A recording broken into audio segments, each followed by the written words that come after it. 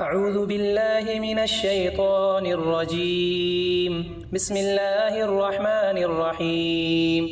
حميم والكتاب المبين إنا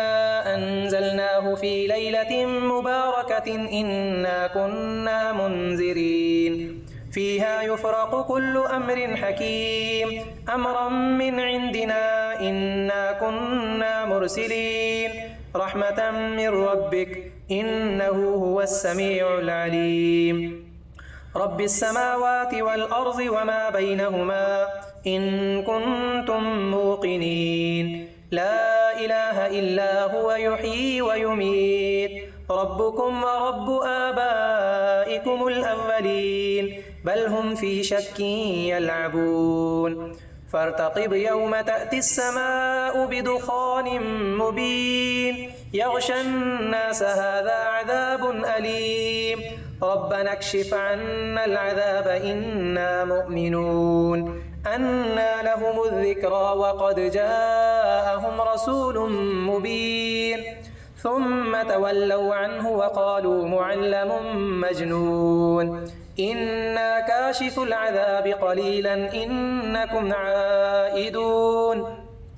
يوم نبطش البطشة الكبرى إنا منتقمون ولقد فتنا قبلهم قوم فرعون وجاءهم رسول كريم أن أدوا إلي عباد الله إني لكم رسول أمين وأن لا تعلوا على الله إني آتيكم بسلطان مبين وإني عذت بربي وربكم أن ترجمون وإن لم تؤمنوا لي فاعتزلون فدعا ربه أن هؤلاء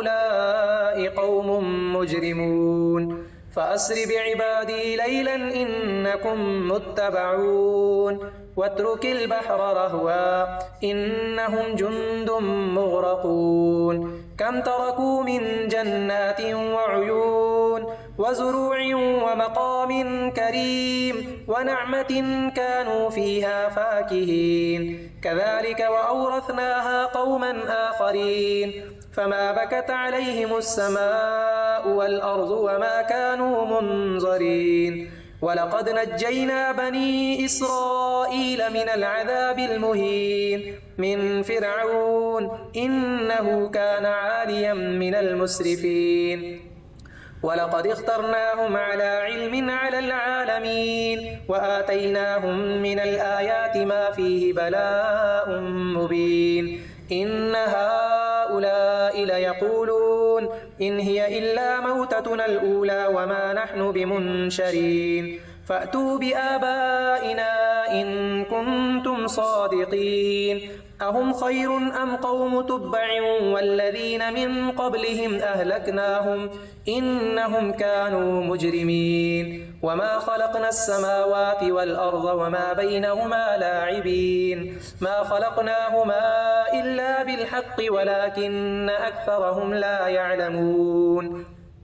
إن يوم الفصل ميقاتهم أجمعين يوم لا يغني مولا عن مولا شيئا ولا هم ينصرون إلا من رحم الله إنه هو العزيز الرحيم إن شجرة الزقوم طعام الأثيم كالمهل يغلي في البطون كغلي الحميم خذوه فاعتلوه إلى سواء الجحيم ثم صبوا فوق رأسه من عذاب الحميم ذق إنك أنت العزيز الكريم إن هذا ما كنتم به تمترون